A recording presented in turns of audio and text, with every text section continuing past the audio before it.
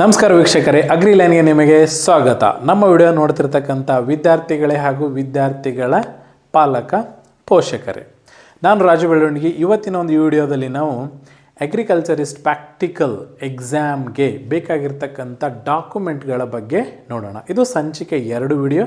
ಸಂಚಿಕೆ 1ರಲ್ಲಿ ಸ್ವಲ್ಪ ಬೇಸಿಕ್ ಇನ್ಫಾರ್ಮೇಷನ್ ನಾನು ಕೊಟ್ಟಿದ್ದೀನಿ, ಯಾರ್ಯಾರು ಎಲಿಜಿಬಲ್ ಆಗ್ತಾರೆ, ಯಾವ ಥರ ರ್ಯಾಂಕಿಂಗ್ ಕೊಡ್ತಾರೆ ಅಂಥೇಳಿ. ಅದನ್ನು ನೀವು ಬೇಕಂದರೆ ಹೋಗಿ ನೋಡಬಹುದು, ನಮ್ಮ ಚಾನಲಲ್ಲಿ ಸಿಗುತ್ತೆ ನಿಮಗೆ. ಈ ವಿಡಿಯೋದಲ್ಲಿ ವಿಶೇಷವಾಗಿ ನಾವು ಡಾಕ್ಯುಮೆಂಟ್ಸ್ಗಳ ಬಗ್ಗೆ ಕ್ಲಿಯರ್ ಆಗಿರ್ತಕ್ಕಂಥ ವಿಡಿಯೋ ಇದಾಗಿರ್ತೈತೆ. ಯಾರ್ಯಾರು ಯಾವ್ಯಾವ ಡಾಕ್ಯುಮೆಂಟ್ಸ್ಗಳನ್ನು ತೊಗೋಬೇಕು ಅನ್ನೋದನ್ನು ಈ ವಿಡಿಯೋದಲ್ಲಿ ನಾವು ನೋಡೋಣ ಅಂತ.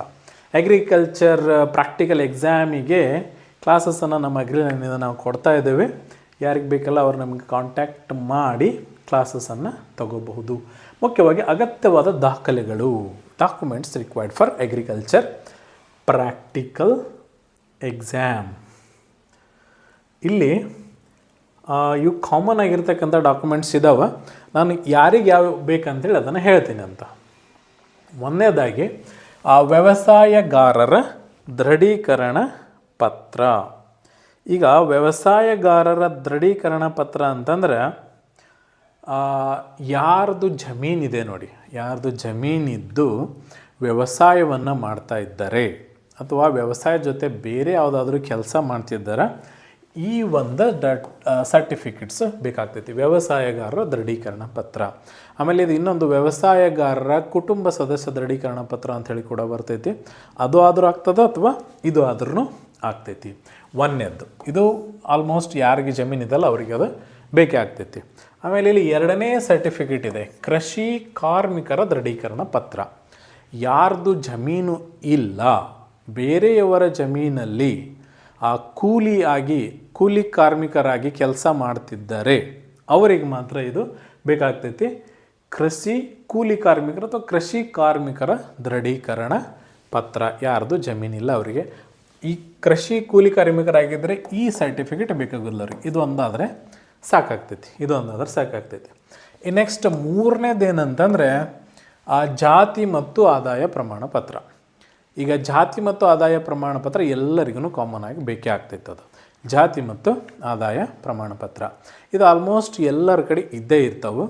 ಯಾರ ಕಡೆ ಇಲ್ಲಲ್ಲ ಅವ್ರು ಮಾಡಿಸ್ಕೋರಿ.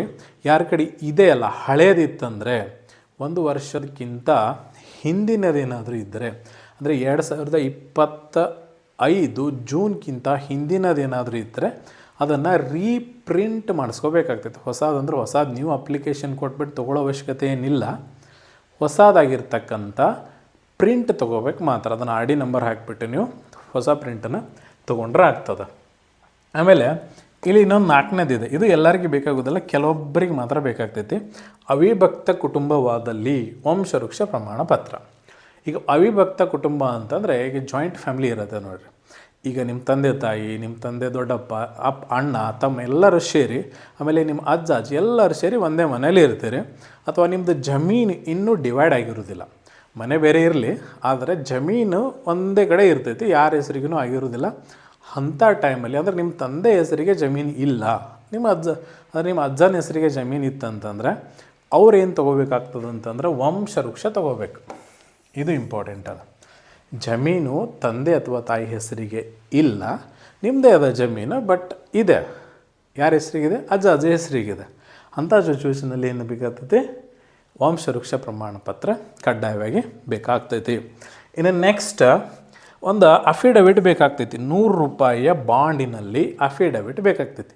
ಇದ್ರದ್ದು ಇನ್ನೊಂದು ವಿಡಿಯೋ ಮಾಡ್ತೀನಿ ನಾನು ಸಪ್ರೇಟ್, ಯಾಕಂದರೆ ಇಲ್ಲಿ ಅದು ನಿಮಗೆ ಕ್ಲಿಯರಾಗಿ ಗೊತ್ತಾಗೋದಿಲ್ಲ. ಅಫಿಡವಿಟ್ ಸಲುವಾಗಿ ಅಫಿಡವಿಟ್ 1 ಫಾರ್ಮೇಟು, ಅಫಿಡವಿಟ್ 2 ಫಾರ್ಮೇಟ್ ಅಂತೇಳಿ 2 ಬರ್ತಾವೆ.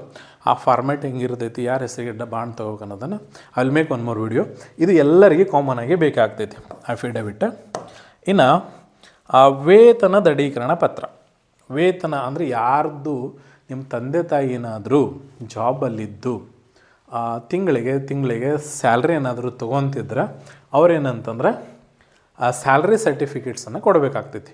1 ವರ್ಷದ ಲಾಸ್ಟ್ ಏಪ್ರಿಲ್ 1ನೇ ತಾರೀಕಿನ ಹಿಡ್ಕೊಂಡು ಮಾರ್ಚ್ 30 ತನಕ ಬರ್ತಕ್ಕಂಥ ಟೋಟಲ್ ಸ್ಯಾಲ್ರಿದೊಂದು ಸರ್ಟಿಫಿಕೇಟ್ ಕೊಡಬೇಕಾಗ್ತೈತಿ. ಯಾರ ಪೇರೆಂಟ್ಸ್ ಜಾಬಲ್ಲಿ ಇರ್ತಾರೆ ಅವ್ರು ಮಾತ್ರ, ಉಳ್ಕಿದವರಿಗೆ ಏನಿಲ್ಲ. ಇವಿಷ್ಟೇನಿದಾವಲ್ಲ ಮೇನ್ ಇಂಪಾರ್ಟೆಂಟ್ ಆಗಿರ್ತಕ್ಕಂಥ ಡಾಕ್ಯುಮೆಂಟ್ಸ್ ನೀವು ತೊಗೊಳ್ಳೇಬೇಕು, ಇವಾಗಲೇ ತೊಗೊಂಡು ಇಟ್ಕೊಳ್ಳೇಬೇಕು ಅದನ್ನು. ನೀವು ಲಾಸ್ಟಿಗೆ ಬೇಕಂತಂದ್ರೆ ಅವು ಸಿಗೋದಿಲ್ಲ. ಇದರಲ್ಲಿ ಅಫಿಡವಿಟ್ ಒಂದು ಮಾತ್ರ ನಿಮಗೆ ಬೇಗ ಸಿಗ್ತೈತಿ. ಇವೆಲ್ಲ ಏನಿದಾವಲ್ಲ ರಿಮೈನಿಂಗ್ ಕೃಷಿ ಕಾರ್ಮಿಕರು ಇರ್ಬೋದು, ವ್ಯವಸಾಯ ದೃಢೀಕರಣ ಪತ್ರ ಇರ್ಬೋದು, ಜಾತಿ ಆದಾಯ, ವಂಶವೃಕ್ಷ, ಇದಕ್ಕೆಲ್ಲ ಸಾಕಷ್ಟು ಟೈಮ್ ಬೇಕಾಗ್ತೈತಿ. ಕಡಿಮೆ ಅಂತಂದ್ರೆ 1 ತಿಂಗಳು ಟೈಮ್ದಾಗ ಬೇಕಾಗ್ತೈತಿ. ಅದಕ್ಕೆ ಬೇಗ ನೀವು ಮಾಡಿಸಿಟ್ಕೋರಿ. ಆಮೇಲೆ ನಮ್ಮ ಒಂದು ಟ್ರೈನಿಂಗ್ ಏನಿದೆಯಲ್ಲ, ಫಸ್ಟ್ ಬ್ಯಾಚ್ ಏಪ್ರಿಲ್ 26 ಸ್ಟಾರ್ಟ್ ಆಗ್ತೈತಿ. ಸೆಕೆಂಡ್ ಬ್ಯಾಚ್ ಮೇ 4 ಸ್ಟಾರ್ಟ್ ಆಗ್ತೈತಿ. ಧಾರವಾಡ ಒಳಗೆ ಎಲ್ಲಿ ಅಂತಂದ್ರೆ Gurukul career academy, near Dasanakoppa ಸರ್ಕಲ್ಲ, ಕೆಳಗೇರಿ ರೋಡಲ್ಲಿ ಬರುತ್ತೆ, ಅಪೋಸಿಟು ಕರ್ನಾಟಕ ಬ್ಯಾಂಕ್, ಧಾರವಾಡ. ನಿಮ್ಗೆ ಯಾರಿಗಾದರೂ ಇನ್ನೂ ಇನ್ಫಾರ್ಮೇಷನ್ ಬೇಕಂತಂದ್ರೆ ನನಗೆ ಕಾಂಟ್ಯಾಕ್ಟ್ ಮಾಡಿ. ನೀವು ಅಗ್ರಿಕಲ್ಚರ್ ಪ್ರಾಕ್ಟಿಕಲ್ ಟ್ರೈನಿಂಗನ್ನು ತೊಗೋಬೋದು. ನಮ್ಮದೇ ಆಗಿರ್ತಕ್ಕಂಥ ಬುಕ್ ಕೂಡ ಇದೆ, ಪ್ರಾಕ್ಟಿಕಲ್ ಅಗ್ರಿಕಲ್ಚರ್ ಅಂಥೇಳಿ, ಅದು ಕೂಡ ಅವೈಲೇಬಲ್ ಇದೆ. ಯಾರಿಗೆ ಬೇಕಾದರೂ ಇದನ್ನು ತಗೋಬಹುದು. ನೆಕ್ಸ್ಟ್ ವಿಡಿಯೋದಲ್ಲಿ ಮತ್ತು ಬೇರೆ ಥರ 3ನೇ ಸಂಚಿಕೆಯಲ್ಲಿ ಬೇರೆ ಥರದಂಥ ಇನ್ಫಾರ್ಮೇಷನ್ ವಿಡಿಯೋಸ್ ನಾನು ಮಾಡ್ತಾ ಇರ್ತೀನಿ. ಸಬ್ಸ್ಕ್ರೈಬ್ ಮಾಡ್ಕೊಂಡು ಎಲ್ಲ ವಿಡಿಯೋನ ನೋಡ್ತಾ ಇರಿ. ನಿಮ್ಮ ಫ್ರೆಂಡ್ಸಿಗೆ ಮತ್ತು ನಿಮ್ಮ ಎಲ್ಲ ಕಡೆ ಯಾರು ನಿಮ್ಮ ಸರ್ಕಲಲ್ಲಿ ನಮ್ಮ ವಿಡಿಯೋಗಳನ್ನು ಶೇರ್ ಮಾಡಿ. ಧನ್ಯವಾದಗಳು.